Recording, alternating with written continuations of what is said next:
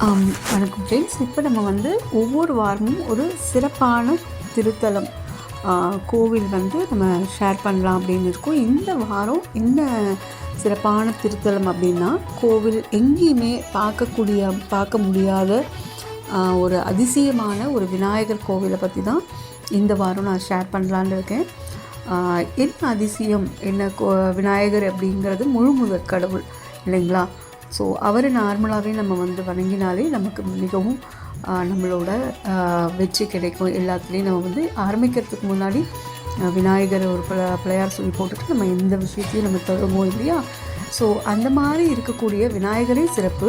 அவரோடதில் இன்னும் மிக சிறப்பு என்ன அப்படின்னா, நம்ம அதிசய விநாயகர் வந்து நவகிரகங்கள் 9 கிரகங்களையும் அவரோட உடம்புல சூட்சுமமாக அடங்கியிருக்காரு. அவரோட உடம்புல சூட்சுமமாக அடங்கியிருக்கு. எந்த கோவில் எங்கே இருக்குது அப்படின்னு பார்த்தீங்கன்னா, நம்ம தமிழ்நாட்டில் தாங்க, காஞ்சிபுரம் மாவட்டத்தில் இருக்குது. அமிர்தபுரி அப்படிங்கிற ஊரில் வந்து இருக்கக்கூடிய விநாயகர் தான் ரொம்ப ரொம்ப ரொம்ப பிரசித்தி பெற்ற அதிசயமான விநாயகருங்க. உலகத்தில் எங்கேயுமே நம்ம பார்க்க முடியாத அபூர்வமான ரொம்ப ரொம்ப ஆன்மீக ரகசியங்கள் இந்த கோவிலில் இருக்குங்க. நிறைய சிறப்புகள் இருக்குது. என்னென்ன சிறப்பு இருக்குது அப்படிங்கிறது நம்ம பார்க்கலாங்க.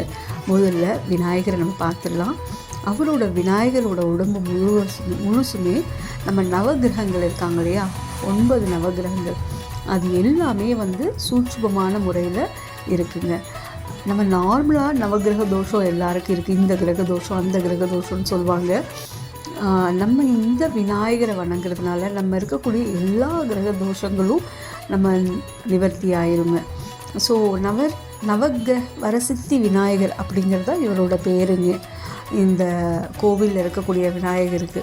ஸோ இவரோட உடம்புல நவகிரகங்களும் இருக்கிறதுனால நம்ம ஜாதகத்தில் இருக்கக்கூடிய எல்லா கிரக தோஷங்களும் நம்ம வந்து அது சரியாயிடும் அப்படிங்கிறது இந்த தாற்பயங்க. ஸோ இந்த ஒரு விநாயகரை நம்ம வந்து சரணடைஞ்சாலே முழுமையாக அவர்கிட்ட நம்மளை ஒப்படைச்சி சரணடைஞ்சிட்டோம் அப்படின்னா, நவகிரகங்கள்னால் வரக்கூடிய எல்லா தோஷங்களும் நமக்கு நிவர்த்தி ஆகிட்டு நம்ம ரொம்ப சகல சௌபாக்கியத்தோட சுபிட்சத்தோடு நம்ம வாழ்க்கையில் வந்து எடுத்த காரியங்கள் எல்லாமே ஜெயமாகும் அப்படிங்கிறது தாங்க ஐதீகம். சரி, ரெண்டாவது என்ன இன்னொரு சிறப்பு அப்படின்னா, விநாயகரோட முதுகில் நரசிம்மர் இருக்காருங்க. என்னடா இப்படி சொல்கிறீங்க, தப்பாக சொல்கிறீங்களா அப்படின்னு யோசிக்கக்கூடாது. ஏன்னா மேக்ஸிமம் எல்லா கோவில்லையும் நரசிம்மர் எங்கே இருப்பார்னா, நம்ம வந்து சக்கரத்தாழ்வாருக்கு பின்னாடி தான் இருப்பார். ஆனால் இந்த கோவிலில் தான் நம்ம விநாயகருக்கு பின்னாடி 9 தலை நாகத்தோட மேலே நம்மளோட நரசிம்மர் உட்கார்ந்துருக்கிற மகா அதிசயம், பெரிய அதிசயம் இங்கே தான் இருக்குங்க. சரிங்களா? ஸோ 5 தலை நாகத்து மேலே அவர் நரசிம்மர் உட்காந்துருக்காரு. ஹரியும் சிவனும் ஒன்று அப்படிங்கிற தாற்பயத்தை அவங்க வந்து பெரிய பெரிய விஷயமாக அவங்க கொடுத்துருக்காங்க. ஏன்னா ஹரி அப்படிங்கிறவர் ஹரியோட ஸ்வரூபம் தான் நரசிம்மர், அண்ட் சிவபுத்திரன் தான் நம்மளோட விநாயகர். ஸோ இவங்க 2 பேருமே இணைந்து இருக்கிறது வந்து சைவத்திற்கும் வைணவத்திற்கும் ரொம்ப மிக ஒரு இணைக்கக்கூடிய ஒரு பெரிய பாலமாக இது வந்து இருக்குங்க. சரியா? ஸோ அடுத்தது இந்த கோவிலில் இந்த தரிசனத்தை, இந்த நரசிம்மரை பார்க்கறதுனால நமக்கு என்ன பலன் அப்படின்னா, நம்மளோட மைண்ட் ரொம்ப ஸ்ட்ராங்காகிடுங்க. அண்ட் நமக்கு இருக்கக்கூடிய எதிர்காலத்தை பற்றியக்கூடிய பயமும் இந்த காலத்தை பற்றிய ஒரு கவலையும் இருந்தது எல்லாமே நிவர்த்தியாகி ஒரு பெரிய வலிமையோட, ஒரு பெரிய ஸ்ட்ராங்கோட நம்மளோட லைஃப்பை வந்து நம்ம ஸ்டார்ட் பண்ணுவோங்க.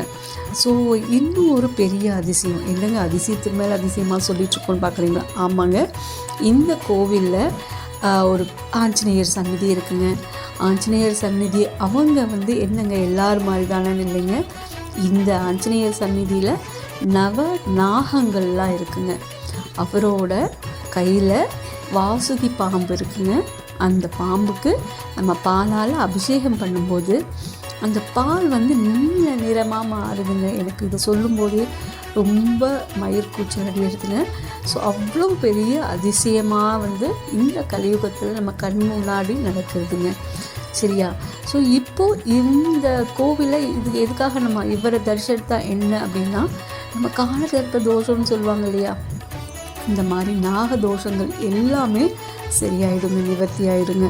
நமக்காக நம்ம குடும்பத்தில் ஒவ்வொரு தடவையும் தடைப்பட்டுட்டே இருக்கக்கூடிய நல்ல காரியங்கள் எல்லாமும் விரைந்து நடக்க ஆரம்பிச்சிருங்க. நம்ம பசங்க, நம்ம ஃபேமிலியில் இருக்கக்கூடிய குழந்தைங்க, பெரியவங்க கல்வி ஏதாவது தடைப்பட்டுட்டே இருந்துச்சு, அவங்க சரியாக படிக்க முடியாமல் இருந்துச்சுன்னா கல்வியில் ரொம்ப சிறந்து விளங்குவாங்க.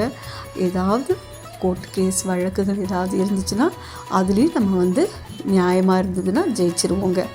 ஸோ இவ்வளோ சிறப்பெல்லாம் இருக்குது. இந்த கோவில் எங்கே இருக்குது அப்படின்னு நம்ம பார்த்தோம்னா, அதோட இடம் பிரசன்ன வெங்கடேச பெருமாள் கோவில், திருக்கோவில், அருள்மிகு பிரசன்ன வெங்கடேச பெருமாள் திருக்கோவில். இந்த கோவில் அமிர்தபுரிங்கிற ஊரில் இருக்காங்க. அவங்க செங்கல்பட்டுக்கு கிட்டக்க காஞ்சிபுரம் மாவட்டத்தில் அமைஞ்சிருக்கு இந்த திருக்கோவில், சரிங்களா? ஸோ இந்த ஒரு சிறப்பான திருக்கோவில் அவ்வளோ எத்தனை நான் மாட்டு சொல்லிகிட்டே இருந்தேன் இல்லைங்களா. விநாயகர் இருக்கார், அவரோட உடம்புல நவகிரகம் இருக்குது. அடுத்தது பின்னாடி நரசிம்மர் இருக்கார். அண்ட் அடுத்தது இன்னொன்று ஆஞ்சநேயரோட அந்த பால் அபிஷேகம் பண்ணும்போது நீல நிறமாக மாறக்கூடிய அதிசயம் இருக்குது. இத்தனை அதிசயங்கள் உலகத்தில் எங்கேயுமே காண கிடைக்காத ஒரு திருக்கோவில். அத்தனை அதிசயங்களும் இருக்கக்கூடிய இந்த திருக்கோவிலில் உங்களுக்கு எப்போல்லாம் டைம் இருக்கோ அப்போ போய் பார்த்துட்டு தரிசிச்சுட்டு வாங்க. வாழ்க்கையில் எல்லா சந்தோஷங்களும் எல்லா செல்வங்களும் உங்களுக்கு கிடைக்க என்னுடைய வாழ்த்துக்கள். நன்றி.